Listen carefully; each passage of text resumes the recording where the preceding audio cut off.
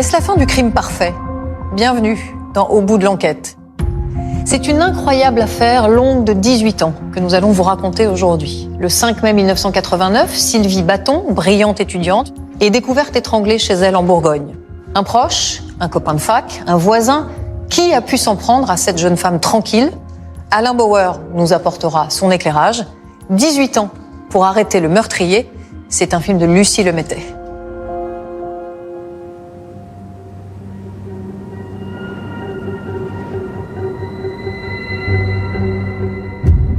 Ici, nous sommes devant la maison du drame. C'était le 5 mai 1989. C'est là où vivait Sylvie Baton, dans cette petite maison.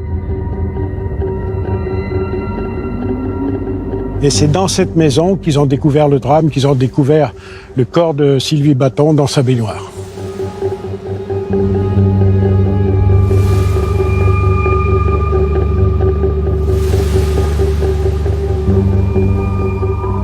Le bruit a circulé rapidement dans la ville. Ça a jeté un sentiment d'inquiétude. Tout le monde se soupçonnait. On ne savait pas, est-ce que c'est un sadique, est-ce que c'est un crime de rôdeur, est-ce que c'est une connaissance de Sylvie Baton. Et tout le monde s'est emparé de l'affaire.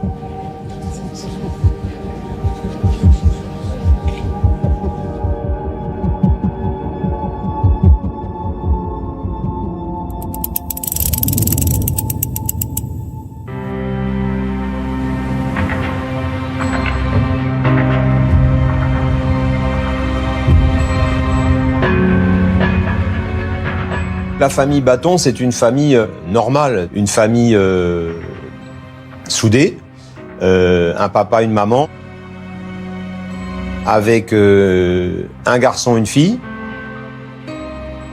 Sylvie Baton, elle est étudiante en lettres modernes à Dijon. Donc elle est en général en faculté la semaine à Dijon, elle revient le week-end dans la Vallonnais. Le 5 mai 89, c'était le jour de l'inauguration de la foire exposition d'Avallon qui avait lieu tous les ans.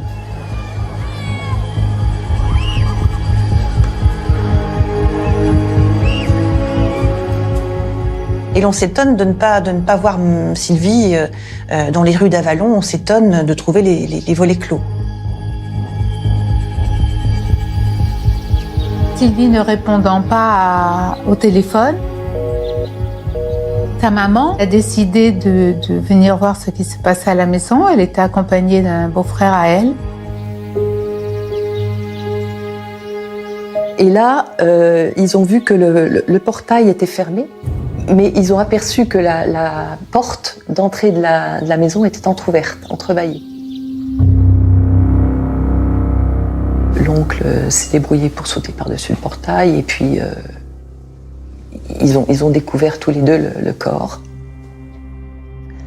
de Sylvie qui était dans la baignoire, immergée. Madame Baton a retiré le corps de sa fille de la baignoire pour le mettre sur le lit, pour la protéger, pour la mettre sous un drap. Elle hurlait dans la rue en disant « ma gamine, ma gamine, ma gamine ». Les cris ont alerté les forces de l'ordre. Ils sont accourus sur la scène de crime.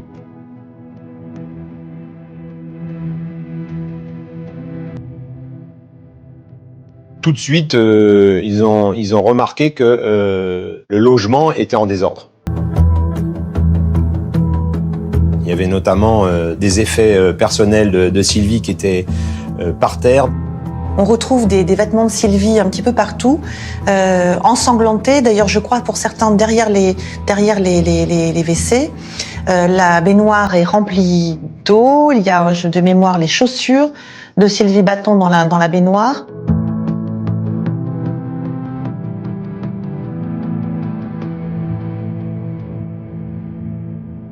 Il va y avoir des constatations des prélèvements sur la scène de crime, des cheveux, des poils, etc., des traces de sang.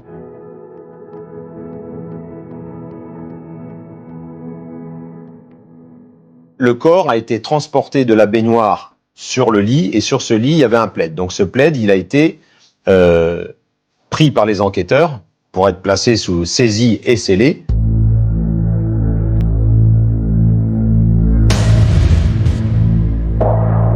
Après, juste à l'extérieur de la maisonnette, on pouvait remarquer un fil électrique coupé. Coupé, on pourrait même dire sectionné. Ce fil, en fait, c'était le fil du téléphone.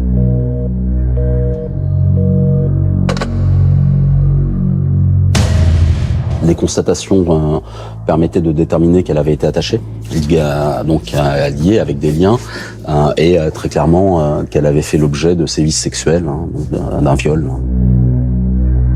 D'après l'autopsie, elle a été étranglée, elle a été battue, donc il y avait manifestement un acharnement sur son corps de la part du coupable.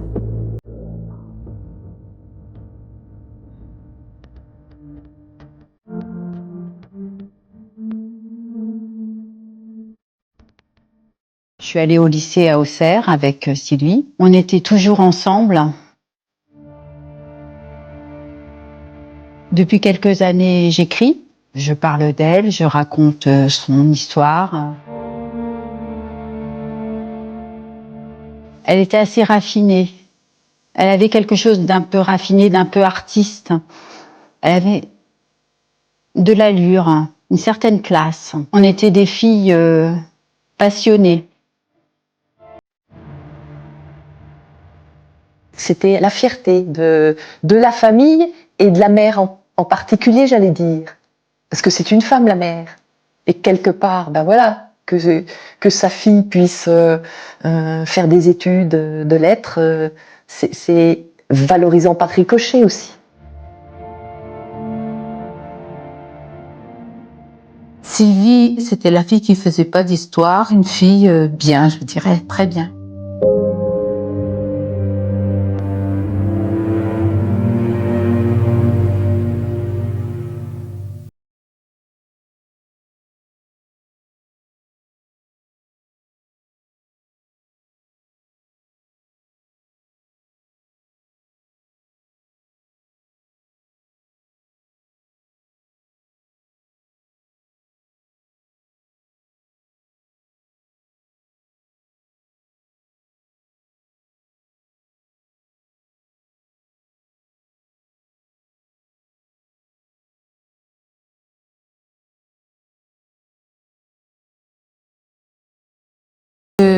On ne sait pas qui est-ce que c'est quelqu'un de passage. C'était la fête sur Avalon, c'était un grand week-end, donc on s'interroge.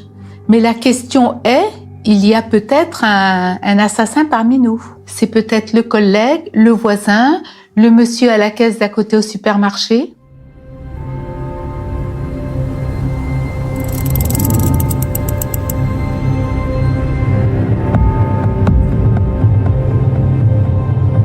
Les funérailles de Sylvie, il y avait un monde fou. C'était dans la petite commune de Sauvigny-le-Bois où résident ses parents. Et il y avait une foule énorme. Tous les services des enquêteurs, le service de gendarmerie et des services des recherches étaient là. Ils étaient installés dans les locaux de la mairie, d'ailleurs, de Sauvigny-le-Bois, qu'ils avaient investi parce qu'ils pensaient peut-être trouver l'assassin potentiel lors de la cérémonie d'obsèques. Il y avait une sorte de mise en scène. La famille de Sylvie était le long du mur, dans les escaliers.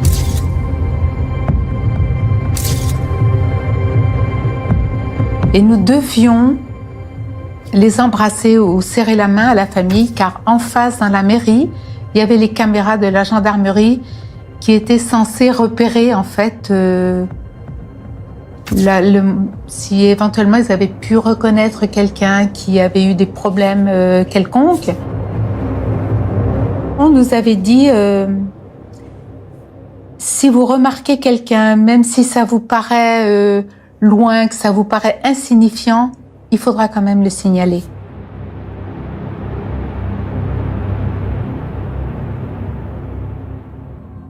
Pour tout le monde, le meurtre de Sylvie est incompréhensible.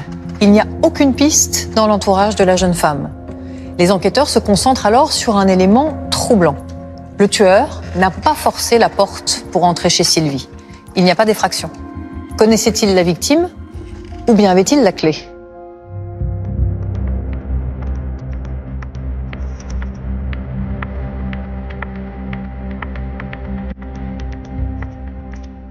Il n'y avait pas de traces d'effraction, c'est sûr. Donc les gendarmes étaient persuadés que c'était quelqu'un qui connaissait la maison.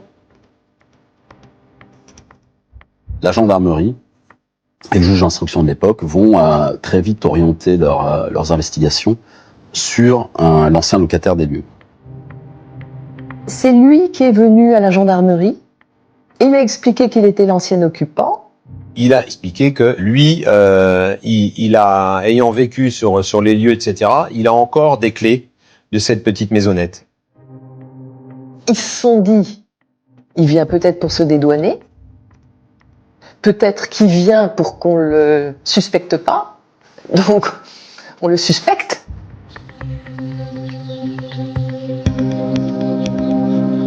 La deuxième chose, c'est qu'on a constaté ce fil qui courait le long du mur extérieur était un fil de téléphone qui avait été coupé. Cet homme, en fait, il avait installé cette ligne téléphonique, il avait bricolé sur la petite maison pour installer le téléphone dans la maison. Et il avait donc fait passer un fil de téléphone sur le mur de la façade. Les gendarmes ils se sont dit que l'assassin qui voit ce fil doit s'y connaître un petit peu parce que c'est un fil de téléphone, ça, c'est pas un fil électrique. Et donc ce monsieur va être inculpé, comme on disait à l'époque. Il a été placé en garde à vue.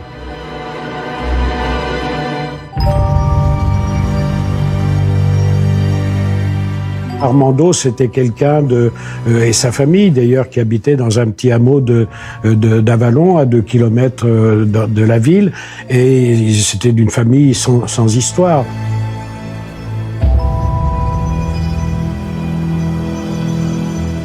C'était un gars qui n'avait jamais eu de problème avec la justice. Lui, il était connu parce qu'il intervenait dans une boîte de nuit à Avalon, donc il était connu des jeunes, etc. Donc il était connu de Sylvie sans plus, mais elle le connaissait. Donc voilà. Ensuite, il y a eu les expertises génétiques.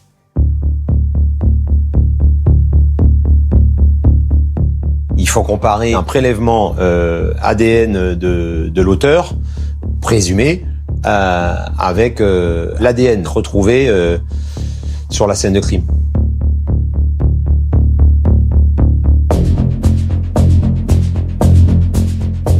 Le cheveu retrouvé sur la scène de crime et celui du mis en cause, eh bien, on ne voit pas de différence. Une analyse des cheveux pouvait laisser penser que c'était lui, ça pouvait être un de ses cheveux. Et c'est à ce moment-là qu'il a été incarcéré à la maison d'arrêt d'Auxerre.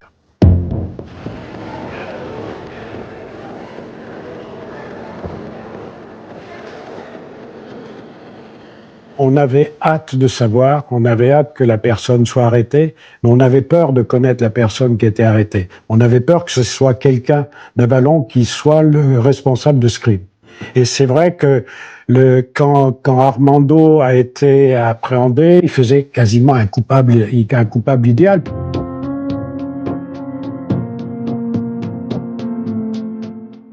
Ah ben, ils ont trouvé le coupable.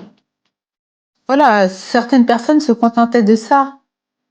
Ils ont trouvé le coupable.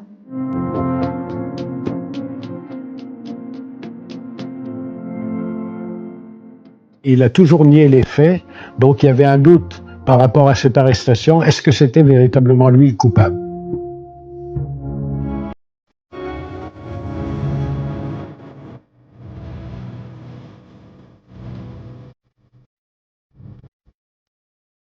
Son avocat, donc lui remettait en cause les expertises en laissant penser que ces expertises n'avaient pas de valeur. Et sachant qu'il n'y avait pas d'aveu, pour lui, son client était innocent.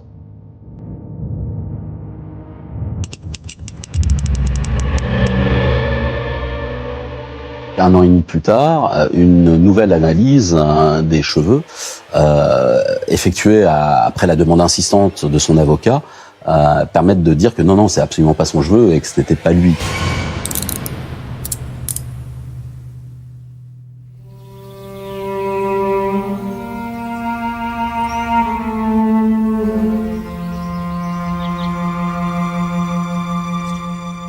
Madame Baton a été désolée qu'il ait fait de la détention provisoire pour rien. Vraiment, vraiment. Bouleversée, presque en rage. Le fait de mettre quelqu'un en prison pendant 18 mois, 1 an et demi, de l'accuser d'avoir violé et tué une jeune fille, c'est une erreur judiciaire. Si ça, c'était pas une erreur judiciaire, je ne sais pas ce qu'est une erreur judiciaire.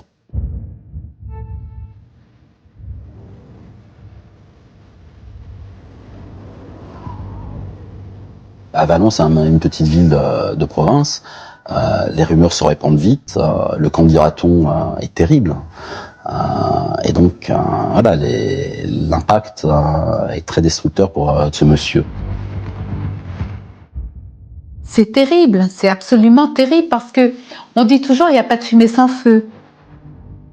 Et alors, tant qu'on n'a pas trouvé le vrai coupable, ce garçon, il est quand même resté dans l'esprit de certaines personnes. Pourquoi? Pourquoi il est resté 2 ans en prison? Pourquoi il est resté si longtemps?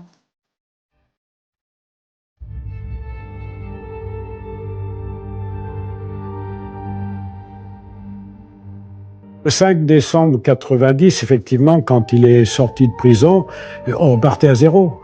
Donc on est reparti, y compris dans l'état d'esprit de la part des habitants d'Avallon qui avaient retrouvé l'inquiétude.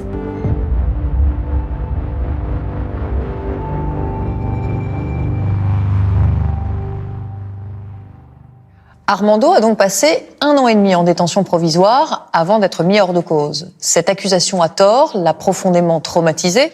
Alain, est-ce qu'il est fréquent que des individus soient disculpés alors qu'ils ont déjà passé du temps en prison? En tout cas, on a un outil pour le savoir, c'est le nombre de demandes d'indemnisation pour détention injustifiée. Tous les ans, environ 500 demandes sont émises auprès du ministère de la Justice et 92% de ces demandes font l'objet d'un accord du ministère qui reconnaît ainsi cette détention injustifiée. Il se trouve que ces demandes concernent des gens qui ont passé parfois près d'1 année en détention. Comment ces indemnisations sont-elles calculées? Alors c'est assez intéressant, il y a un petit guide méthodologique en fonction de la situation individuelle des personnes. Travaillait, ne travaillait pas, a été emprisonné dans une prison modernisée ou ancienne. Il y a tout un certain nombre de critères qui permettent de calculer des montants moyens, environ 2 000 € par mois de détention, 65 € par jour. À cause de cette erreur, les policiers ont perdu 1 an et demi et n'ont plus beaucoup d'espoir de trouver le coupable. Pourtant, en janvier 91, 2 ans après le meurtre de Sylvie Baton, l'enquête est relancée grâce à un autre meurtre commis à 200 km d'Avallon.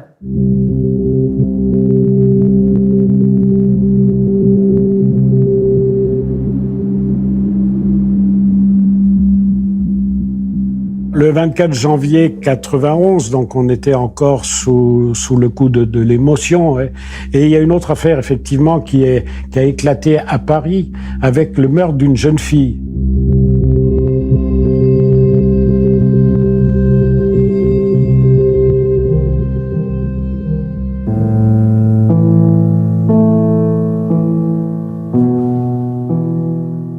Pascal était une fille vraiment très jolie, charmante, très dynamique aussi. Quand elle était étudiante à Paris, elle rentrait chez elle après une soirée chez des amis. Il y a un type qui l'a suivi, qui s'est faufilé derrière la porte de son immeuble. Et quand elle est arrivée chez elle, il a sorti un couteau pour la menacer et l'obliger à lui ouvrir la porte.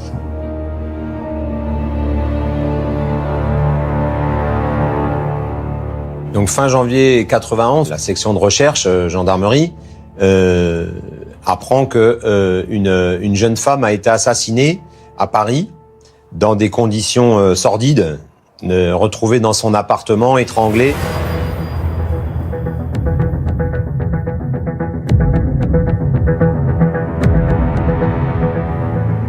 La seule chose, c'est que Pascal Escarfaille avait un lien de parenté avec les propriétaires de la maison qu'occupait Sylvie.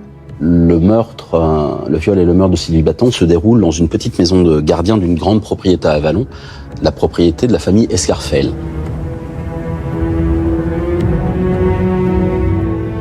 C'est très troublant. Deux personnes qui ont un lien avec ce domaine d'Avallon se retrouvent assassinées, l'une sur le site même de cette propriété, l'autre à Paris. On peut toujours penser que l'affaire d'Avallon, le meurtre de Sylvie Baton, va rebondir.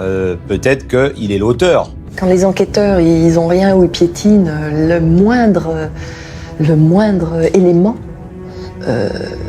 constitue une pièce de puzzle qu'ils essaient d'insérer dans les autres pièces. La police avait interrogé 600 personnes. Bon, moi j'étais tenu au courant de temps en temps. Et à un moment, il y a un des inspecteurs qui m'a dit, écoutez, on ne retrouvera ce type que s'il récidive. Malheureusement, ça a été le cas.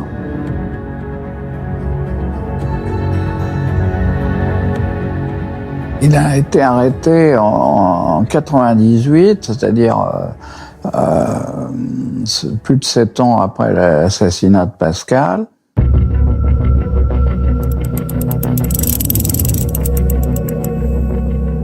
Bonjour à toutes et à tous. La police connaît désormais l'identité du tueur en série soupçonné d'avoir assassiné au moins 7 jeunes femmes entre 91 et 97. On peut parler d'une chasse à l'homme pour tenter de retrouver ce suspect numéro 1. Voici le cliché du suspect numéro 1. Guy Georges, 35 ans, 1m72, d'origine antillaise. Guy Georges a été arrêté après avoir tué justement 6 autres jeunes femmes. Donc on s'est dit, ça peut être Guy Georges qui est impliqué dans l'affaire d'Avallon.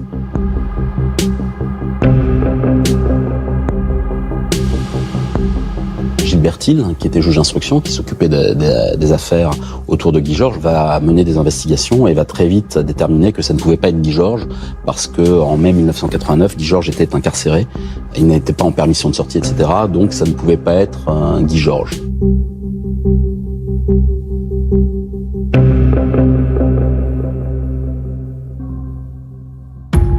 Les meurtres de Pascal Escarfaille et de Sylvie Baton n'étaient donc pas liés. À la fin des années 90, faute de nouvelles pistes, l'affaire tombe peu à peu dans l'oubli. Mais le 4 mars 2003, une femme franchit les portes de la gendarmerie. Elle a des révélations à faire.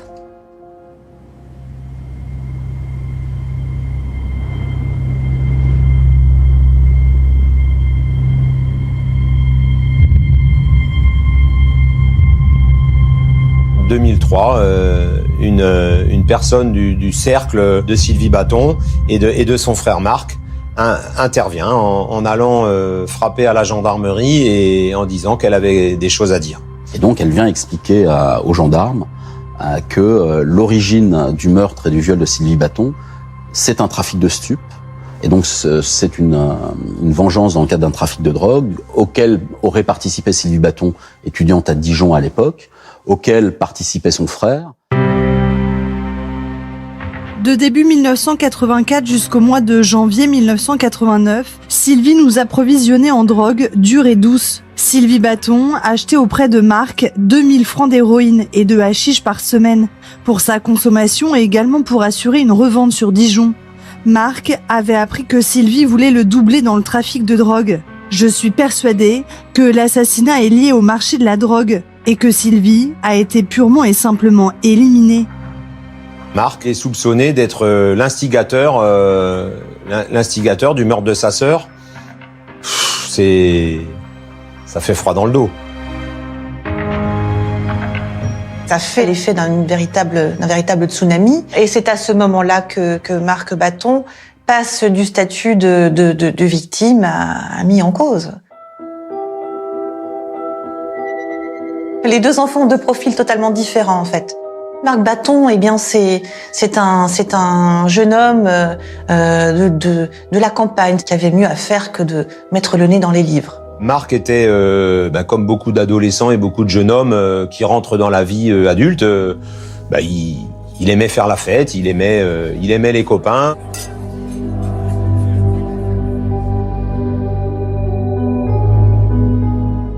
Il y avait quelques problèmes avec la consommation de drogue, par exemple. Là, c'était bien connu sur la place d'Avallon. Il a été placé en garde à vue. Et c'est allé très loin, puisque le juge d'instruction de l'époque était allé jusqu'à dire aux parents de Sylvie Baton que c'était leur fils, donc le frère de Sylvie Baton, qui était à l'origine de l'affaire. Donc vous imaginez le choc dans la famille.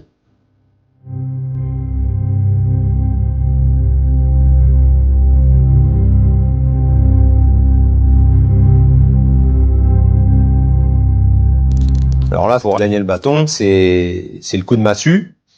Et elle m'a expliqué que elle y a cru quand même. Elle s'est dit, et pourquoi pas? Tout est possible. Elle avait cette espèce d'objectivité qui lui faisait dire, s'il y a des preuves contre mon fils, il faudra assumer, quoi. Il faudra assumer. Les investigations vont être menées, il va y avoir des tas de gens mis en garde à vue encore une fois. Il y a eu quelques témoignages, mais qui n'ont rien donné, si vous voulez, au niveau des retours par rapport à l'enquête. Finalement, ce témoin se rétracte et avoue qu'elle a tout inventé pour casser les pieds de sa propre famille. Voilà. Sauf que entre-temps, vous avez eu une rumeur qui s'est répandue. On a sali la mémoire de Sylvie Baton, on a sali son frère, on a sali tous ces gens-là. Marc Baton est resté marqué au fer rouge. Dans sa réputation aussi, ça reste un petit village et il a subi la mise au rebut populaire et puis il a subi la mise au rebut de sa famille. Vous imaginez ce que ça provoque comme destruction dans une cellule familiale. Et le plus terrible, c'est que le papa va décéder en ayant ça en tête. La relation s'était évidemment tendue. On peut se mettre aussi à la place de Marc, qui est suspecté et qui peut en vouloir à sa mère de penser que cette piste, elle n'est pas à rejeter non plus.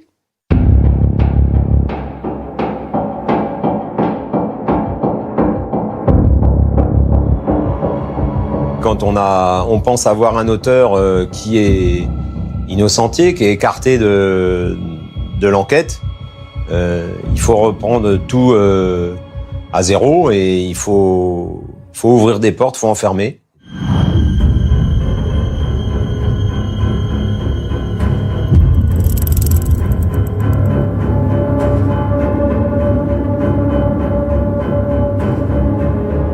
À un moment où l'affaire était quasiment, alors là moi j'en suis témoin, était quasiment bouclée. Prats arrive avec un esprit juge d'instruction mais enquêteur. Un esprit enquêteur qui était un peu dans son ADN pour le coup.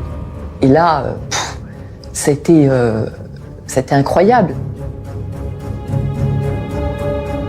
On est au printemps 2006 et j'ai dit attends, je vais reprendre le dossier quand même parce que je regarde un petit peu et comme en 89 on n'avait pas d'ADN, à partir des années 2000 la technique ADN commençait vraiment à exister et l'affaire Baton elle était passée dans tous les laboratoires ADN de France. C'est-à-dire que les juges d'instruction avant moi avaient envoyé un peu partout des éléments à analyser. Et je me rappelle de ce rapport qui datait du début des années 2000, où justement sur la couverture et le drap, l'expert ADN notait « Ah tiens là, il y a une tache de sperme, mais on ne l'a pas analysé. » Pardon. Enfin, vous voyez, et là vous dites « Mais qu'est-ce que c'est que ce truc-là » Il décide de plonger dans les scellés de l'affaire Sylvie Baton pour retrouver tel ou tel élément. Il descend lui-même dans les méandres des caves du tribunal d'Auxerre. Et alors là, les scellés disparus. Plus de scellés. J'étais avec un greffier des scellés, j'ai dit merde, c'est où? Et donc on a dit non, on va chercher. Donc on fait le tour des sous-sols du tribunal pour essayer de trouver les scellés. Et je vais les retrouver dans un local. Ils étaient dans un carton sous une table. Et je les retrouve. Ils étaient prêts à partir pour la poubelle, quoi, pour la destruction. J'ai dit oh, non, on détruit pas des scellés d'une affaire en cours. Donc je récupère les scellés. Et surtout, il a demandé à une experte en génétique qui a mis sur le coup ses employés de faire tout ce qu'elle pouvait pour essayer de trouver quelque chose sur les traces de cette couverture.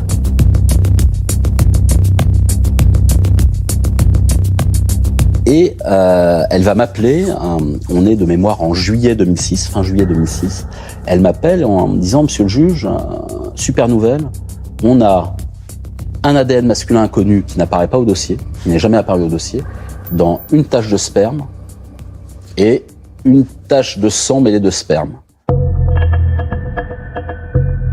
On y croit toujours, mais j'étais très circonspect. Je me disais, déjà, il faudrait une bonne chance qu'il soit intégré à un fichier national d'empreintes génétiques. C'était difficile, mais j'y croyais quand même. De toute façon, on n'avait rien à perdre. Et puis là, on a une réponse négative. Et au bout d'un moment, je me dis, quand même, vu le mode opératoire du criminel, c'est quasiment certain que le type, il avait déjà fait ça avant ou il a recommencé après. Et à ce moment-là, je me dis, bon, on va faire un truc, on va essayer de voir si le gars, il n'est pas ailleurs qu'en France. Et donc là, qu'est-ce que je fais? J'appelle Interpol.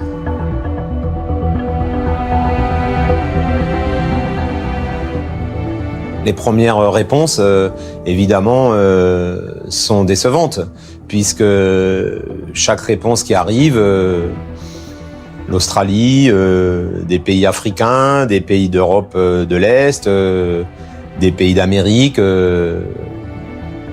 les réponses sont négatives. Et au mois de mars 2007, il y a Olivier Serran qui m'appelle, le capitaine, et qui me dit « Ah, monsieur le juge, putain, super nouvelle, on l'a. » J'ai dit « Oh, ouais, en Allemagne. » Eh ben c'est Ulrich Münstermann. Donc là, c'était champagne, parce que là, on l'avait, le gars. «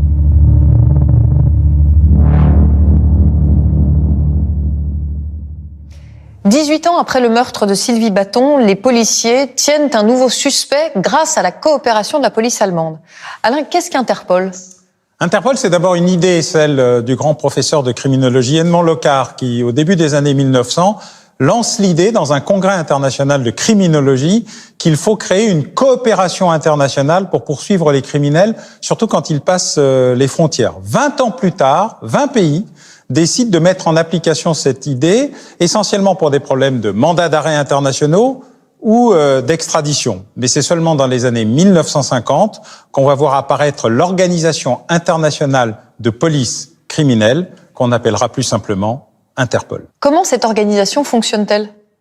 Alors, contrairement à une idée répandue, notamment dans les séries télé, pas de course-poursuite, pas d'opérations spectaculaires, pas d'armes au poing, pas d'interpellation, Interpol, c'est vraiment une organisation de coopération sur fichier, sur notice, avec des bases communes, par exemple une base ADN, des notices de différentes couleurs, la notice rouge étant la plus importante et la plus grave, celle qui mobilise le plus les services de police, qui permet d'interpeller des gens aux frontières ou lors des contrôles d'identité. C'est vraiment une organisation de fichiers, beaucoup plus qu'une organisation de poursuite. Les policiers français vont donc se pencher sur le suspect Ulrich Münstermann et découvrir rapidement le profil d'un homme inquiétant.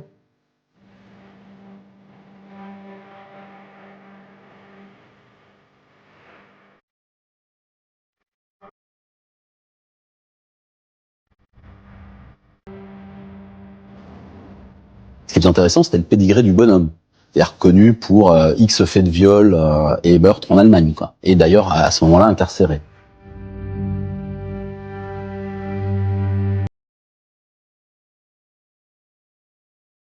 La personne incriminée est retenue dans une prison allemande pour purger une peine à perpétuité d'un meurtre dans des conditions proches de celles de Sylvie Baton. On se dit qu'on tient non seulement un profil génétique, mais on tient aussi un profil criminel.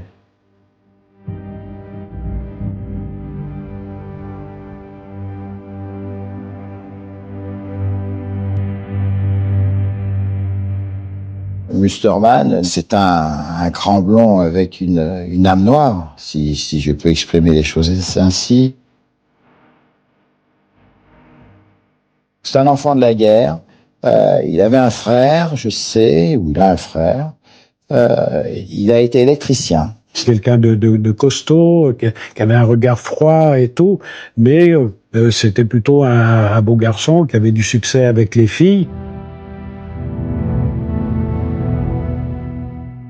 Il était particulièrement sportif, en particulier, il aimait bien la musculation. Il faut savoir que, comme tout culturiste des années 80, Ulrich Mustermann se gavait d'anabolisants, dont les effets secondaires sont connus, et notamment peuvent déclencher des accès de violence, et peuvent exacerber une tendance à la violence.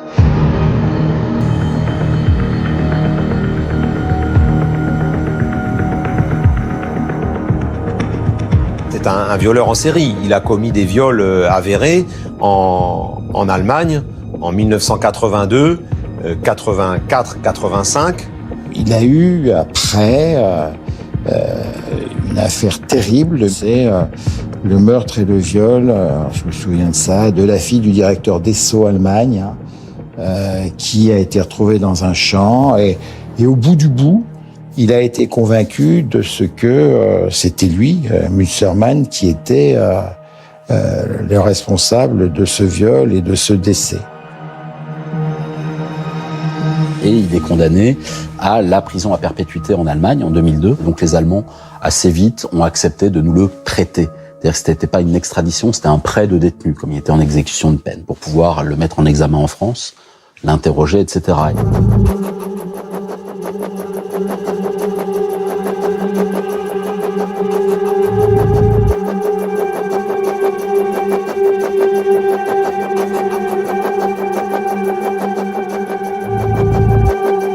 On est en 2007. Ulrich Mustermann va arriver en France. On regarde la dangerosité du personnage. Il y avait le raid qui attendait pour le prendre en charge. Donc on nous installe dans une grande salle. Il y a un ordinateur, une grande table. Et ma première impression, c'est que sa réputation d'athlète n'est pas galvaudée. Même s'il a perdu un peu de masse musculaire, il est hyper carré. Il a un regard d'acier. Il a la mâchoire serrée. Et je vais pas dire qu'il fait peur, mais il est très impressionnant.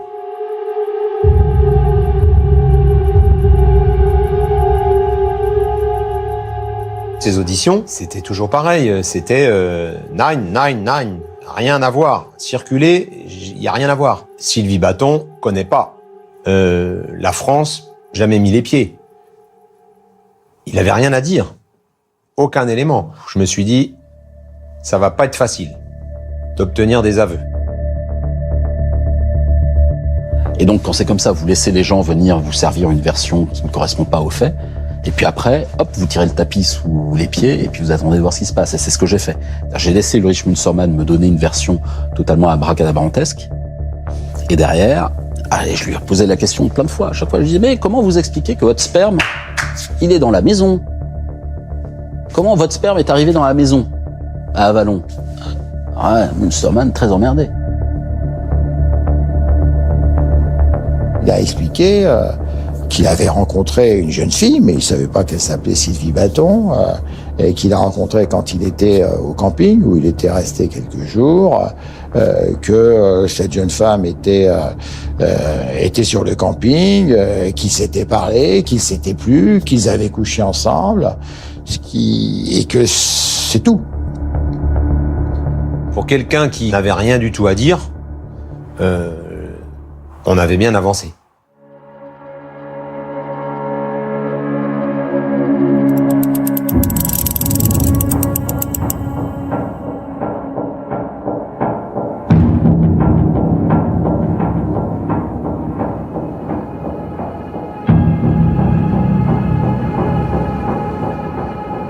Bien, vous êtes ici devant le camping municipal d'Avallon. Et c'est sur ce camping que Mustermann est arrivé en 1989. Il a séjourné ici une nuit, 2 nuits, on ne sait pas trop.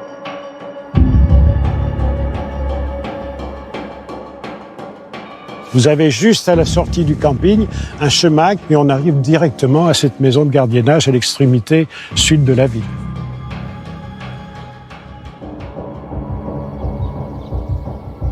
Moi, mon scénario, c'est que Münstermann l'a repéré en passant devant la petite maison, devant la propriété, et il a décidé de passer à l'action à un moment ou à l'autre.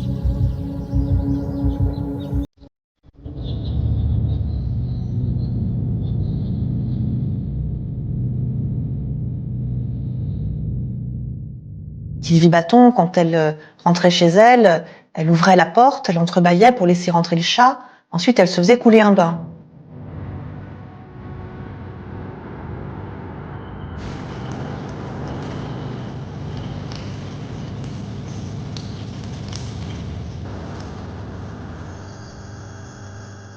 Ensuite, il passe à l'action dans la maison et puis il disparaît.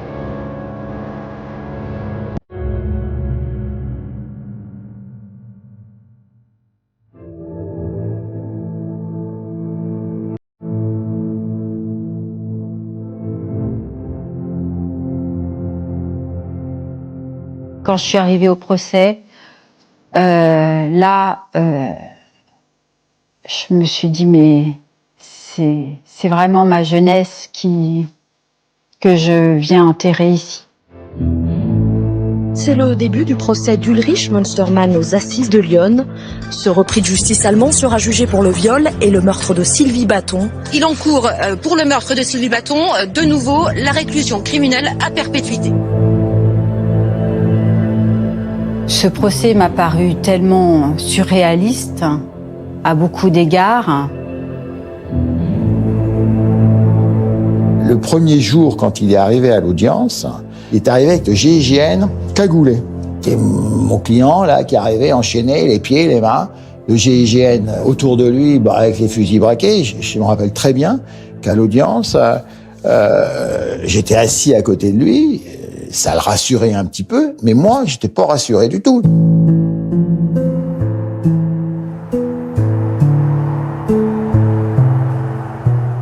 Quand l'accusé arrive, se met dans le box, il y a un face-à-face qui est...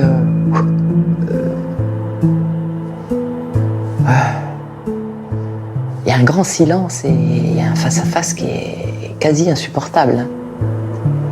Et là, il y a ceux qui baissent les yeux ou pas.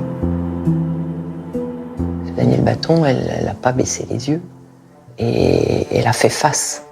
Aujourd'hui, à l'audience, il était question des faits.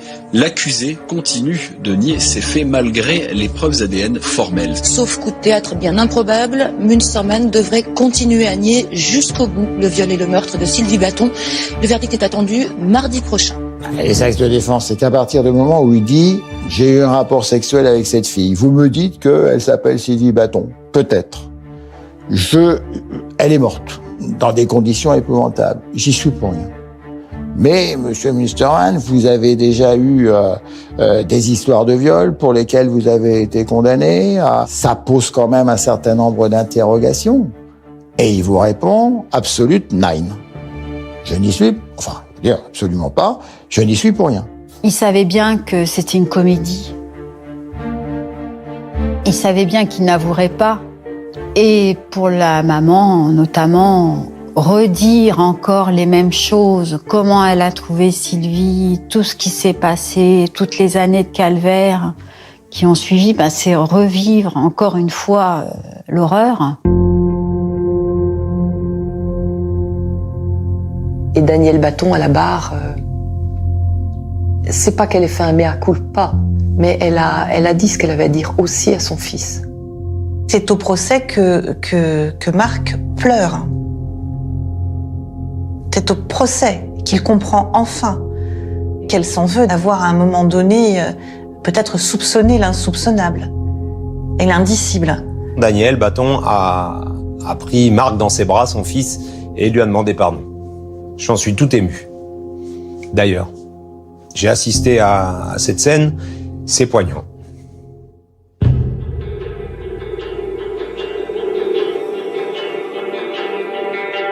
Ulrich Münstermann a été condamné en France à perpétuité avec peine de sûreté de 22 ans. Donc de toute manière, normalement, il n'est pas libérable avant 2039. Et ensuite, en appel, la peine sera confirmée.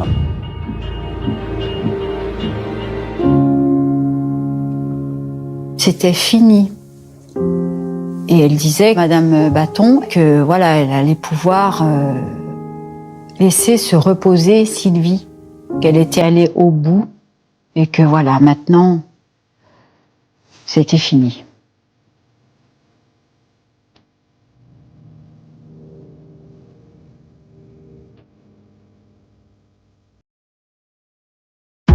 Il aura donc fallu 18 ans pour découvrir le meurtrier de Sylvie Baton. Actuellement incarcéré en Allemagne, Ulrich Münstermann purge 2 peines de prison à perpétuité. Il ne devrait jamais être libéré.